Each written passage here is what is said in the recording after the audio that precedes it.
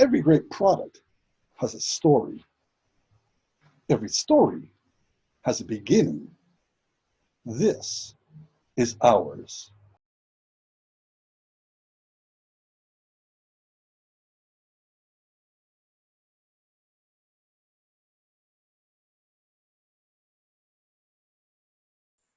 The first thing you have to understand is that coffee farming is labor intensive. It is hands-on, totally manual. The shade on the farms has to be controlled. That means some lucky guy gets to climb the canopy trees and lop off the branches blocking the sun, making sure that they don't fall on the plants. Then there's the pruning, breaking off the offshoots, clearing the underbrush 4 times a year. And we're talking about around 8 hectares done with machetes and a weed eater. Another urgent part of the routine is spraying the plants. This is usually a mix of fertilizers with fungicides and at times insecticides 3 times a year, spraying each leaf of each plant from underneath. Of course, regular fertilizing has to be done too. This is the regular routine of the coffee farmer. Now the harvest is a different story. Each bean is hand-picked. Only fully matured beans are selected. That means that the farmer needs to go back to the same plants 3 or 4 times a year, because each bean matures at its own pace.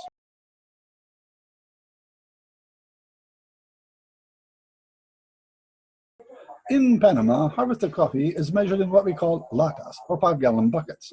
The farmer sells his coffee at $7.25 US a bucket for cherry, which works out to about $1.45 a pound hull, but not sorted for first or second grade.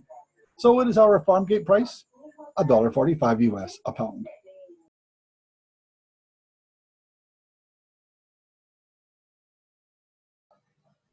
The very day coffee is harvested, the process has to begin. Generally, we use the wet process. That means we run it through our Pinolens beneficio, which sorts out unripened beans before skinning.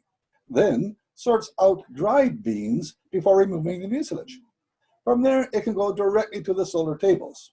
If we want to do the natural process, then we place the beans directly on the tables or in our handy closet dryer, which almost guarantees no mold. Since the harvest is in the rainy season, the drying can take over 3 weeks.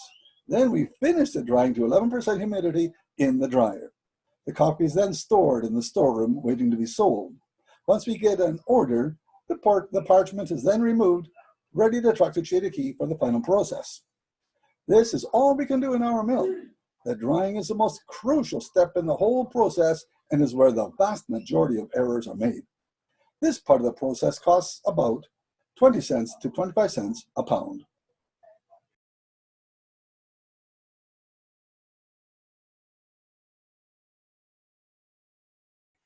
Now we need to transport the beans to Chiriquí for dry sorting and paperwork. Due to our isolated position, the logistics is especially expensive and can easily cost us between $1,000 to $2,000 per order. Once the beans are in Chiriquí, we need to test the quality by cupping. As fun as it seems, it is also stressful for the farmer. We have no idea of the quality until this is done. Was there an error in process or storage? Well, we'll find out now. The dry process is fascinating. Since we already hulled it, we just sort for size and density. Then a visual sorting is done to take out any blackened beans or that have any other defects, such as broca. Now it's ready to go. A proud moment for Alvaro and I. After 12 years of hard work and stress, we are open for business. All in all, this part hovers around $1 a pound. So let's do the math. Please, just look at the chart.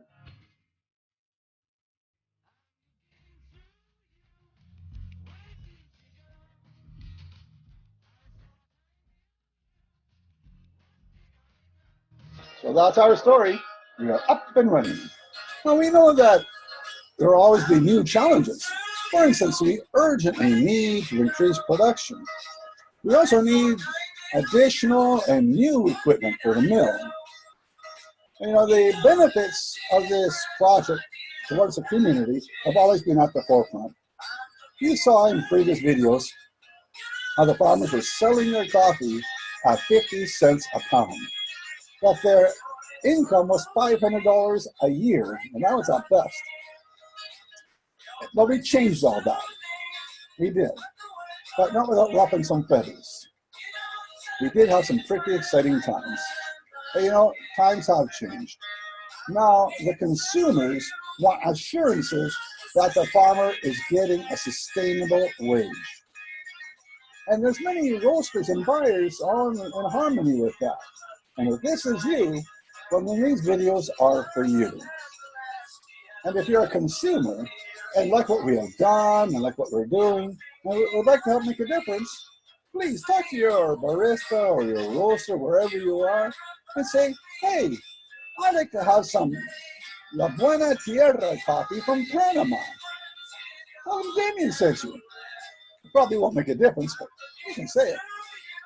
Or maybe you're someone that would like to help contribute by making a small donation to our project. That is always welcome too, of course. Whatever is your position, whether you're a buyer, a consumer, or whatever, well, there's our contact information below. Please use it.